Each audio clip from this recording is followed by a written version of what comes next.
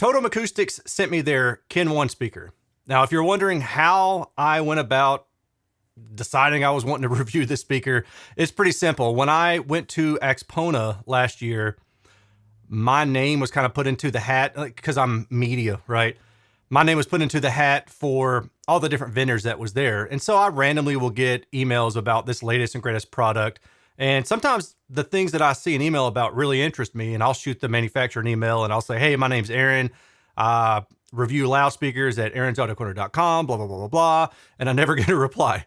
But with the Totem email that went out, they had this speaker and it was a really cool colorway. I can't remember if it was the pink that I'm reviewing now or if it was a different colorway or if they showed all the different ones, but I thought, well, that's kind of cool. Let me see what that's about. So I sent a request and they obliged and sent it to me. Now I'm not paid and I'm not giving anything for free to do this review, just setting that up front. Retail price on these is about $5.99 a pair.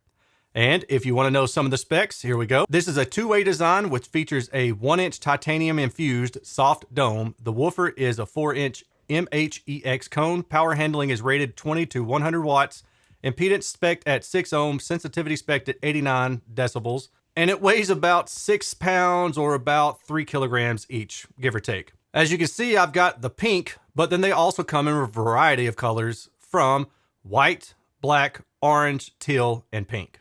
And showing this compared to the recently reviewed Audio First Fidelia loudspeaker. Now, I thought the Audio Fidelia or the Audio First was small, but this little Totem is itty bitty. It's a really small speaker. Let me go ahead and say up front that I really dig the colorways that are available for these speakers. Not many manufacturers will give you anything other than white and black. And honestly, I'm just so sick of that shit. It makes me want to puke. I like when manufacturers will give us different colors, and I just really thought this colorway was really cool. I requested the pink. I showed it to my daughter, who is a 14-year-old girl, and she was like, oh, that's cool. So there is a slight chance that I may try to buy these from Totem at a discounted price and maybe set her up with something like the WIM Amp. Yeah, WIM Amp or WIM Amp Pro. Just, we'll see. I don't know, but she digs it, and for the most part, it's all right. Now, the overall sound of this thing definitely has its own balance to it. It is a little bit recessed in the mid-range, maybe upper mid-range area, but then it's also forward in the upper mid-range, lower treble region. And I know that doesn't quite make sense, but you're going to see in the data, and I'm going to provide you with a sound clip, and you're going to be able to hear these differences. The other thing about this speaker that kind of bums me out, honestly, is just that in the high frequency, it just goes and just rolls off around like 8K or so. I don't know why. I don't know if it's the intended design. Maybe they put some resistors in there or something like that to pad that down. I really don't know, but I'm just surprised to see such an attenuated high frequency response. Now, if that were flattened out a little bit more, I would have enjoyed my time with the speaker more personally. Because the high frequency rolled off and the mild dip in that mid-range, and it's around like 600 hertz to 1K, it really just kind of takes away the overall presence, if you will, of the speaker in general, and kind of makes it sound just, I don't know if laid back is the right term, but maybe you'll get a better appreciation for it when I provide you with the sound clip. So I'm going to leave it there, okay? The cons is that it is non-linear and that it's just a really small speaker. It doesn't get loud. But again, kind of going back to the pros, you've got the look. That's cool. But the thing that I do like about this, subjectively speaking, is that it throws a really big sound out. Now, I'm not going to get into the whole small speaker, big sound, big speaker, small sound. These are all relative. You can have a big speaker with a small sound and vice versa. And a lot of that really just depends on the baffle size alone, just the baffle size alone, because the baffle is a waveguide, right? So if you have a speaker radiating by itself, just floating by some wire hanging in the air somewhere, that speaker is radiating forward and backwards. When you put that speaker on a baffle or in an enclosure and you put a front on it, now the sound is pushed more toward in front of that speaker. Now, these things change because of physics and the size of the cone and things like that. But I want to just note that when I say that it sounds like it's a big sound, I don't want somebody to just automatically assume that because it's a small speaker, that something about its size makes it have a big sound, because I can flip this thing around the other way and show you evidence to the contrary, okay? But I do like it. It's very wide and horizontal soundstage. The vertical window is pretty narrow. Now, it does lean back some, so if you want to put it on a desk in front of you, you can have it pointed up toward your ear. That definitely helps. The other thing that works for the speaker, and this is why I said I would pair it with something like the WIM Amp or the WIM Amp Pro or a WIM Ultra if you wanted to use that for your front end and a separate amplifier setup for these, is that the directivity is pretty good, which just basically means that the sound that's radiated forward and to the side are similar in tonality. They're not as good as something like you would get with a waveguided design from the likes of maybe JBL or KEF or Genelec, MoFi. I can name off 100 of the brands, but then again, those same brands make other speakers that maybe aren't as good. So maybe I shouldn't talk about brands. So man, this stuff is tough. And I know I seem a little bit scatterbrained, but there's like for everything that I say, I can just flip right back and say, well, you got this other example that doesn't do that.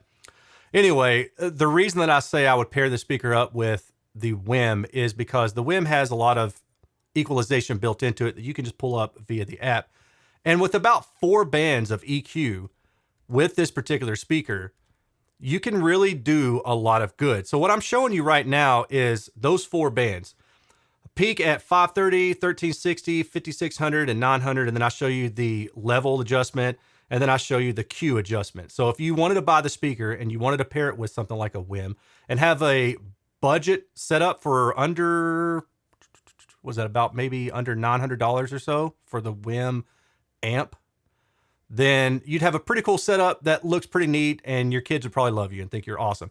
And you could dial it in with EQ and you could smooth this thing out. So when I say that, so the original response is this blue on the bottom and it kind of peaks up and it goes flat through here. You would bring that mid-range up, you would flatten out the higher frequency. And if you wanted to, you could also boost the ultra high frequency portion of it and kind of flatten that out, but I don't necessarily recommend doing that.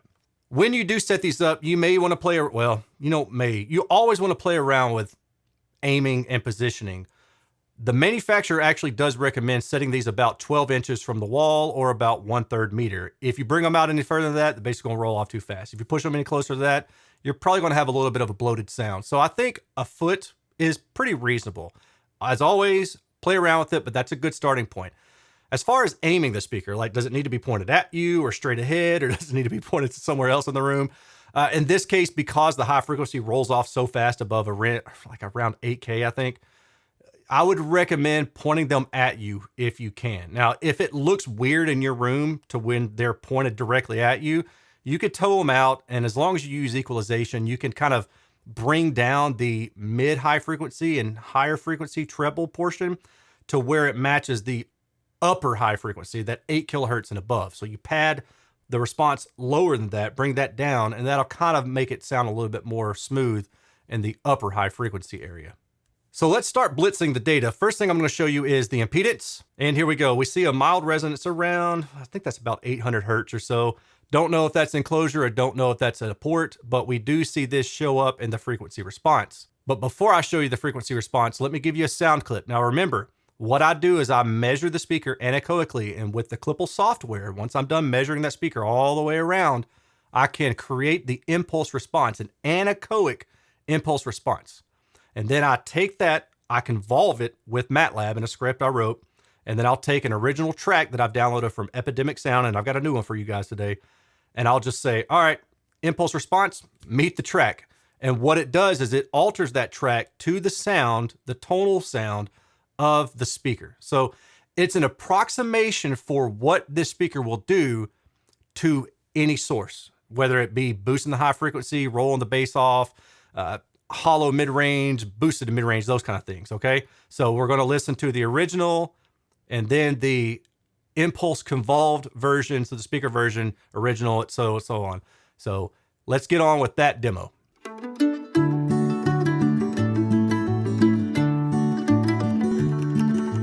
Martha came from off the farm, ran right up, jumped in my arms. I said, you're coming home with me today.